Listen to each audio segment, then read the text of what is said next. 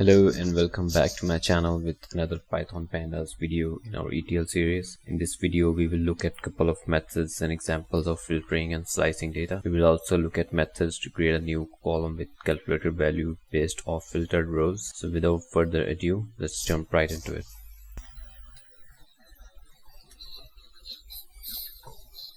So let's go ahead and load in the data frame. We are using Diamonds data frame. I will link the CSV file in my GitHub page. The data is loaded. Let's look at 3 rows. Alright, so we can see here we have a few columns here defining the information for the diamond. Alright, so sometimes you would have a really big data set and you just want to retain specific random rows. In such cases, we can use sample method of Python Pandas. It only needs the data frame name and the number of rows to sample. Here we are giving it 500 rows. Let's look at the shape method to confirm, and we can see that it has filtered the top 500 rows here. If you want to filter our rows by specific column, let's df name with column name in single quotes enclosed within square brackets. So df diamonds is the data frame name, cut is the column name with single quotes surrounding it, and then we put double equal sign and we say premium. Right, let's look at the head first. So we have some data. So let's say we just want to filter rows where the cut equals premium. We can do that by using double equal sign, which matches the value instead of assigning it. And let's run this, and it gives us a boolean true false for each row. As you can see, with index 3468 has premium value. Alright, so we can see here that the value for index 3468 is true and all of the other values are false, so it's matching this criteria line by line. Alright, to apply this specific boolean indexing to the actual data frame, we just type in the data frame name and then the square brackets we just give it the criteria we just added above. Let's do that and run it, and this will apply the boolean true false to the actual data frame. It's very simple, we just have to put it in the square brackets. As you can see here that it has filtered all of the rows where the cut value equals to premium. So some of the common Python operators I have included here. So single equal sign means equal assignment, so we'll put the value equals to whatever variable you have. The double equal sign compares two values. The AND comparison is normally done by ampersand, and for OR comparison we use pipe sign. I've added here a link for further reading. Right, so let's load up the data frame again for reference. Let's say we want to filter all the rows where the year of the date is equal to 2005. Let's apply what we learned above and let's see if it works. So we have opened a new data frame, df underscore diamonds underscore 2002, and what we have done is we have put an equal sign, then we put in the old data frame name, df underscore diamonds, we open a square bracket, then we add in the column name with the data frame name, and we put double equals 2005, and let's see if it does something. So as you can see here that this is not working, which means that our filter did not work. So let's look at the data type of our columns. Right, so as you can see here that the date column is an object data type, which means that we will have to convert it to datetime data type for it to work with datetime methods. We can use pd.to underscore datetime to convert to datetime data type for us to be able to use datetime functionality. Let's check type again, and we should be able to see that it should have datetime 64 data type, and we can see that it correctly puts in datetime 64 here. So in order to use the datetime properties of this column, we will have to use .dt accessor, and let's put in the column name .dt, and then let's type in year to see if it's able to pull the year column of all of these dates. As we can see here that it's pulling the years for those dates correctly. Right, so it seems like it works. So what we can do is we will create a new data frame again, diamonds 2005. We use the same criteria, but for this time we will do is .dt .year equals 2005, and we run it and we put in the shape and see if it works.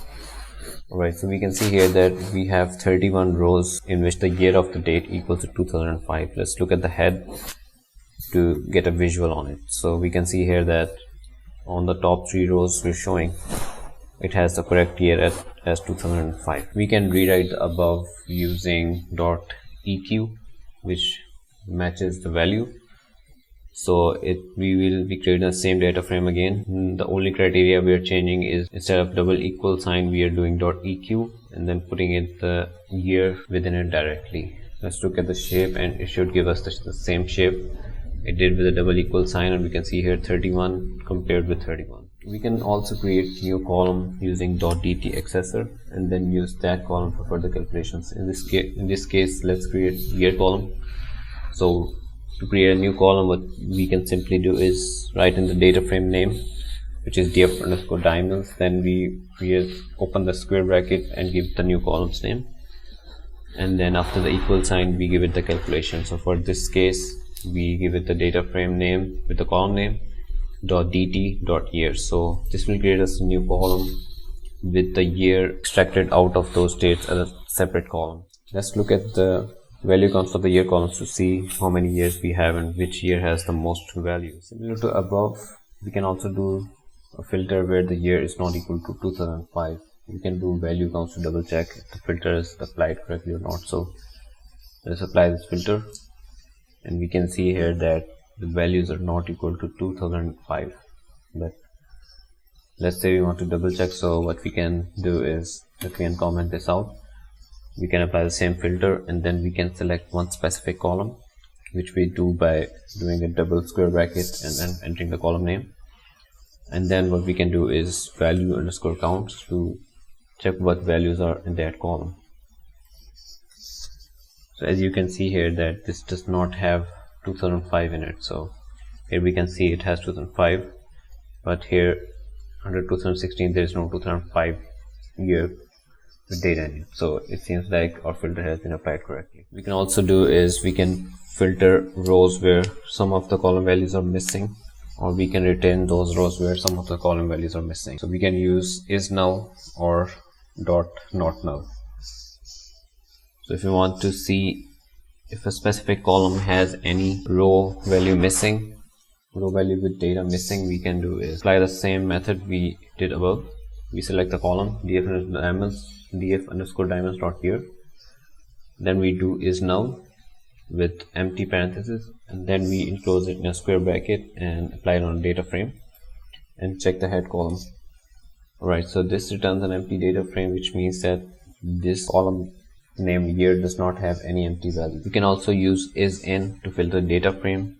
The isIn method works really well when we have multiple values to filter in the same column. So for example, you want to see rows where the years are either 2015 and 2017. You can use isIn method and pass it as a list, then apply that filter to data frame. Let's do that and view the head. So the way that is done is you apply the filter the same way. So you select the data frame, then the column name, then you do isIn, and then you pass in the list name in round brackets, and then you apply all of this in square brackets to the actual data frame. And once done, view the head to see if it has been applied correctly. So we can see that the year column is equals to 2015 and it has 2007 data in it, which we both passed as a list. We can do the same thing to a string column. So let's say we want to keep those rows where the cut value equals very good or premium. We can, instead of storing the list in a separate variable, we can pass in the list directly as well. So as you can see here, it has filtered those rows where the cut value is either equal to premium or it's equal to very good. Moving on, we can also apply filter using lock.